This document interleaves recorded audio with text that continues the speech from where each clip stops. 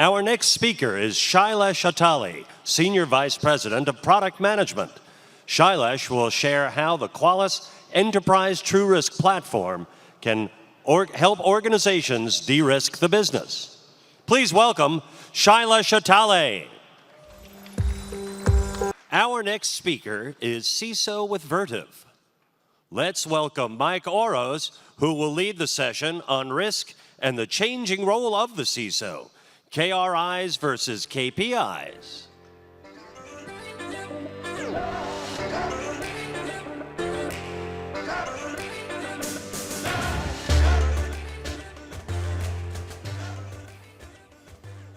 All right, thank you so much for having me, Qualys. I want to thank a few people to begin with. I want to thank my team. I want to thank the Qualys team, the team that's partnered with us to help deploy these wonderful solutions we have in place today. And today I'm going to be talking about KRIs versus KPIs and the importance of each. So this is me. So aside from this big head you see over there, I lead information and product security for a company that's dispersed geographically, globally.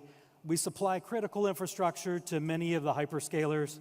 So it's most likely if you're using the internet today, some aspect of the internet you're using is traversing equipment we manufactured. We're producing everything within a data center, pretty much short of servers and other compute infrastructure. I live in Michigan. Our headquarters is in Columbus, Ohio. And we're publicly traded. We're on the New York Stock Exchange. So as you see here, cybersecurity risk grows with time. You know, the longer you have between the time you detect and you remediate vulnerabilities is simply another minute of the day that a bad guy could come and exploit something. And you've heard today about some other key elements such as measurement, communication, and elimination.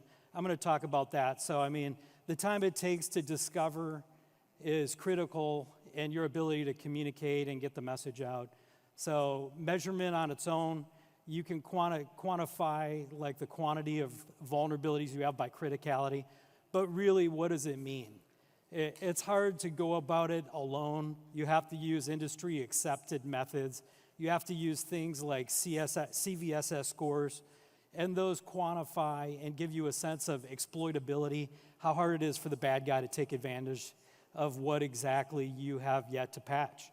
And the time to communicate, I think the secret weapon for everyone in this room who's operationalizing the Qualys platform is their ability to properly give the decision makers the information they need when they need it. And that's whether or not it's the senior executive leadership, and that decision might be to give you more money and resources. That could be the peers within the IT organization who are accountable for patching. Not everybody is out there that has supreme knowledge, that knows everything and what to do. So oftentimes you find the teams that are responsible for vulnerability management have to almost go above and beyond with their communication. They have to provide information as to what's actually in the environment globally. And it's important to understand IT people in general, including IT security people, are focused on their respective area of responsibility, their lane of the road, so to speak, and how that affects them, but they're not generally looking at everything holistically and globally, and that's exactly what the vulnerability management team is doing. So people want to know, including the CIO and other decision makers, how much is it going to cost to fix this, and what's the priority? The business might say, we have a priority to serve some other aspect of the IT infrastructure outwards towards customers, and sometimes you have to be able to provide information that says, while we want to go and fund that item you want to implement, you actually have to fund the remediation of technology risk. And if that quantitative representation of what the priority is, how many critical pieces of infrastructure outweigh the deployment of a new piece of technology, that's where it becomes the responsibility of the vulnerability management team to communicate that along with the security leader. So now we have to ask ourselves, what are the best protective measures? And then what am I doing compared to my peers? And how do we balance that? And there's lots of services out there that show your external attack surface management, including Qualys. We use that today.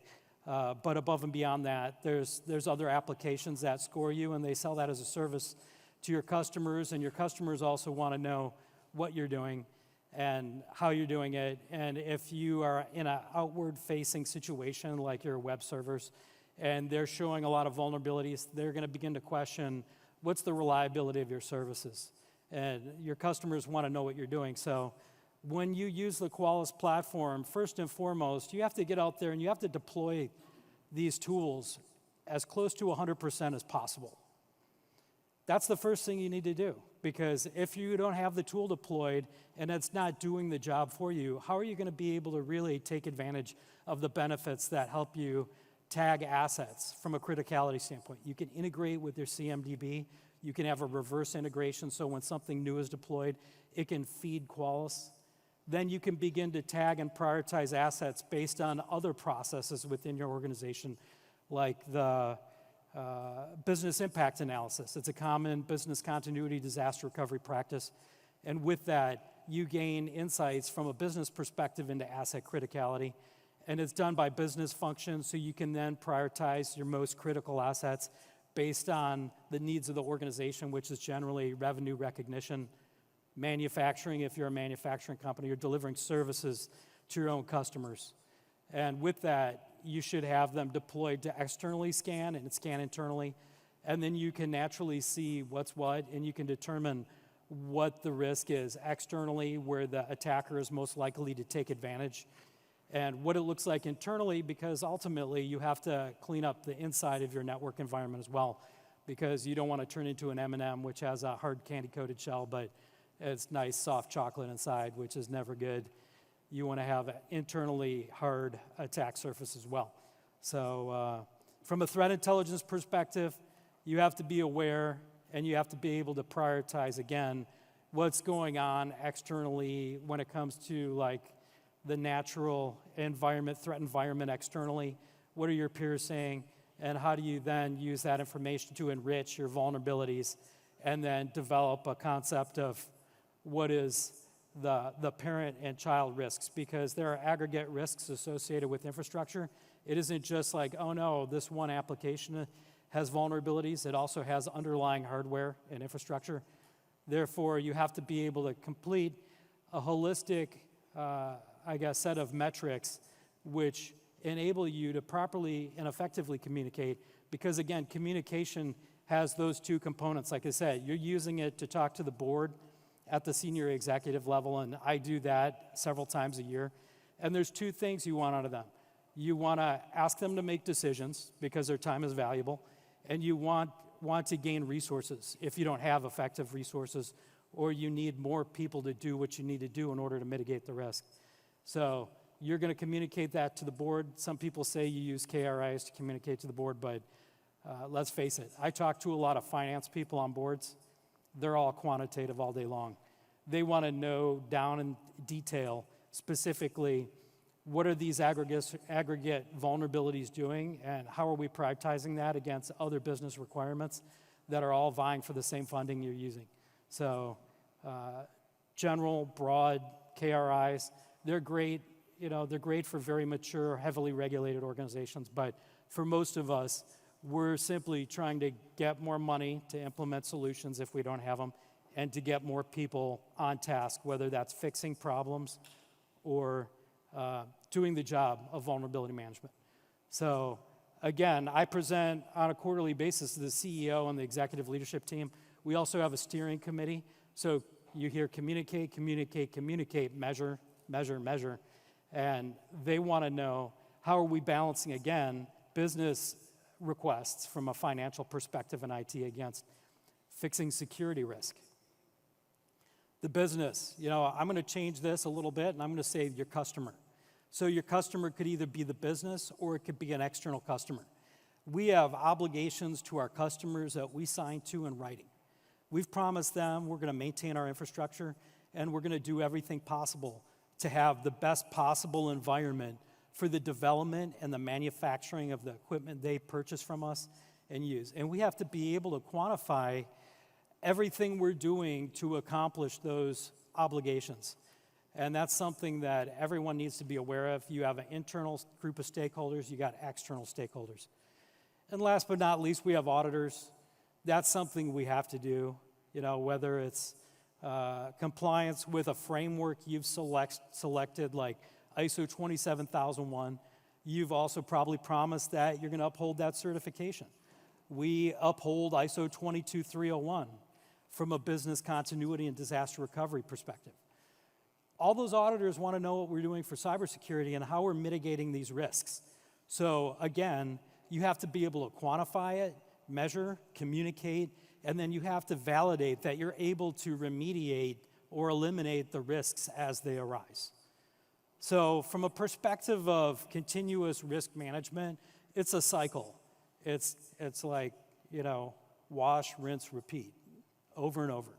So you've got your Qualys solutions, you've got quantification of the risk, you've enriched your endpoints, whether they're server infrastructure or actual end user endpoints, with not only information about the criticality of the asset, you're aggregating vulnerabilities on those hosts so you can then prioritize which items are fixed first, and you do that internally and externally, and you have it holistically and updated in near real time with asset management through a bi-directional feed. That's the goal.